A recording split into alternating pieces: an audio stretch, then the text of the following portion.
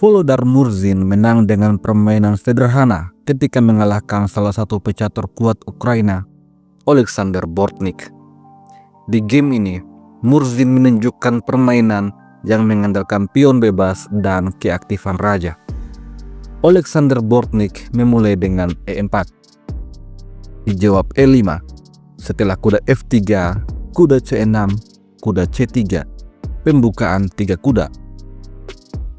Volodar Murzin mengimbangkan kuda F6. Dengan demikian, permainan bertransposisi menjadi pembukaan 4 kuda. Bortnik di posisi ini menantang pertukaran kuda dan memberikan pion gratis untuk Murzin. Akan tetapi, Murzin menolak pion gratis. Dia mengeluarkan gajah ke petak E7. Setelah itu, Bortnik mengimbangkan gajah D3. Langkah ini terlihat bertentangan dengan prinsip pembukaan karena keberadaan gajah petak terang di petak D3 menghalangi laju pion D, sehingga gajah petak gelap putih belum bisa berkembang.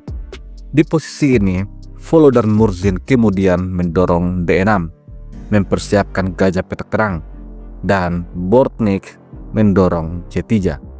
Ini membuka ruang untuk gajah sekaligus mempersiapkan dorongan pion D4. Setelah gajah menyerang kuda, kuda makan gajah, menteri makan kuda. Permainan berlanjut. Gajah mundur ke petak C2, persiapan untuk mendorong D4. Dan Murzin terlebih dahulu mendorong D5. Di posisi ini, Bortnik membuat kesalahan karena mendorong D4. Dibalas dengan gajah G4, mempining kuda. Alexander Bortnik kemudian membuat blunder karena mengusir gajah, dan Murzin langsung menukar gajah dengan kuda. Jika menteri makan gajah, maka hitam punya balasan pion makan pion, ancaman pada menteri. Dan apabila gajah makan pion, maka hitam punya balasan pion makan pion. Gajah tidak akan selamat. Hitam menang. Olehnya itu, Alexander Bortnik terpaksa membiarkan struktur pionnya mengalami kerusakan. Kemudian, pion pukul pion. Dibalas dengan pion makan pion. Lagi-lagi, pion makan pion. Setelah pion makan pion, putih punya 2 pion di petak senter yang terlihat menakutkan. Namun pion ini terancam.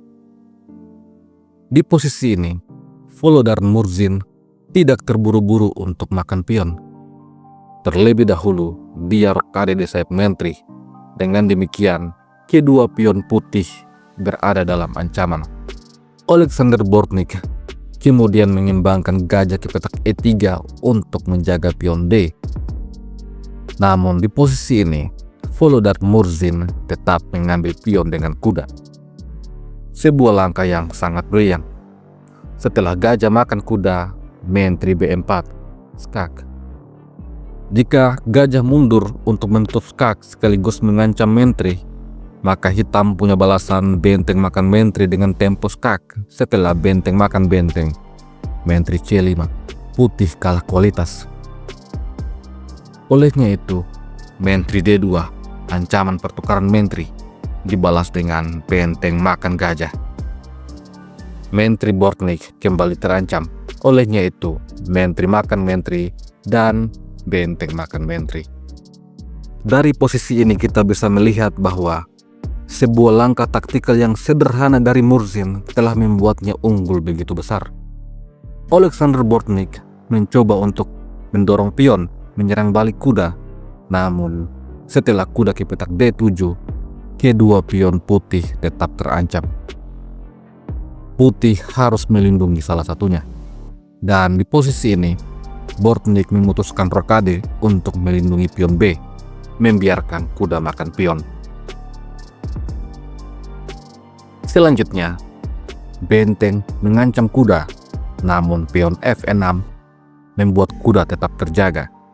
Setelah gajah E4, Murzin mendorong G5. Keunggulan satu pion membuat Murzin tidak tergesa-gesa.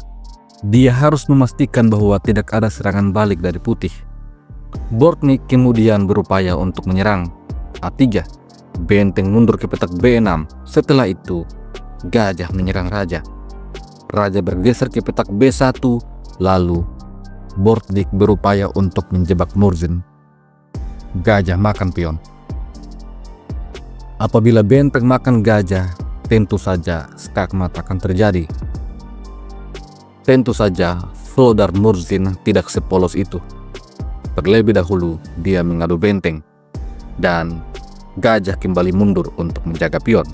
Setelah itu, benteng H4. Alexander Bortnyk kemudian memakan benteng. Setelah itu, pion makan benteng, dan kemudian benteng menyerang pion.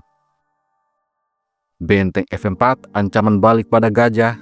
Gajah lari, lalu raja C7. Setelah langkah ini, pion F putih ternyata berada dalam ancaman.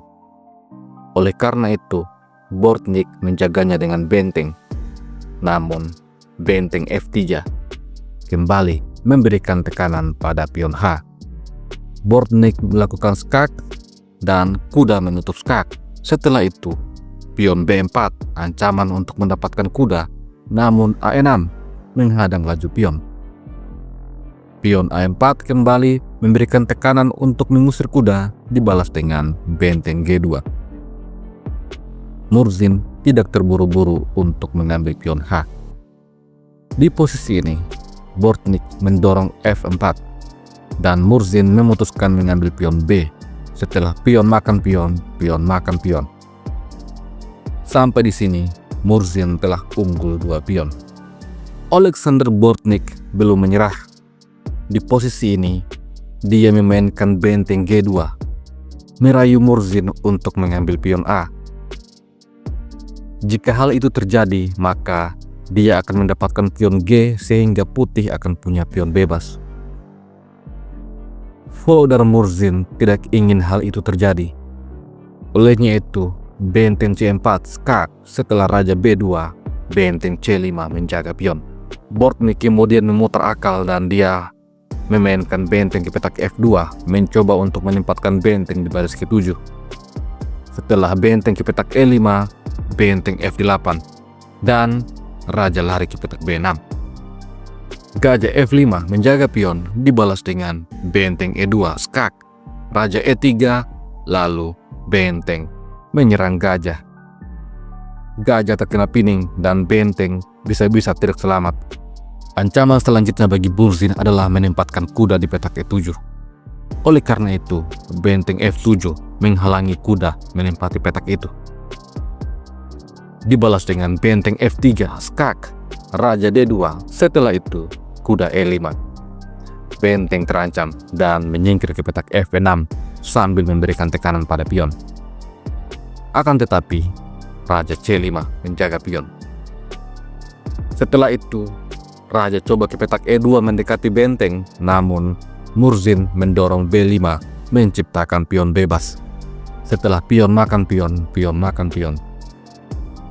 Sekarang Murzin punya pion bebas dan dia akan membuatnya promosi. Alexander Bortnyk mencoba untuk menarik mundur benteng ke petak F8, namun raja ke petak D5. Murzin membawa rajanya aktif untuk bertempur dan menyerang. Setelah benteng ke petak F6 mengancam pion D5. Posisi Bortnyk betul-betul tertekan. Jika gajah pergi, maka benteng akan dimakan. Dan jika benteng pergi, maka gajah yang akan jatuh. Olehnya itu, langkah benteng mundur kembali ke petak F8 dimainkan. Akan tetapi, Murzin mulai mendorong pion bebas. Raja ke petak D2 mencoba untuk menghadang laju pion, namun B3 kembali pion terus didorong. Setelah raja ke petak C1, Murzin memainkan kuda C4. Ancaman skakmat dalam satu langkah. Bortnyk pun menyerah. Di posisi ini, jika gajah mencoba untuk menghadang laju skakmat, maka benteng akan makan benteng. Dan Jika Raja ke petak B1 misalnya, ada balasan benteng makan gajah. Setelah benteng makan benteng, kuda E3. Hitam akan menang dengan sangat mudah.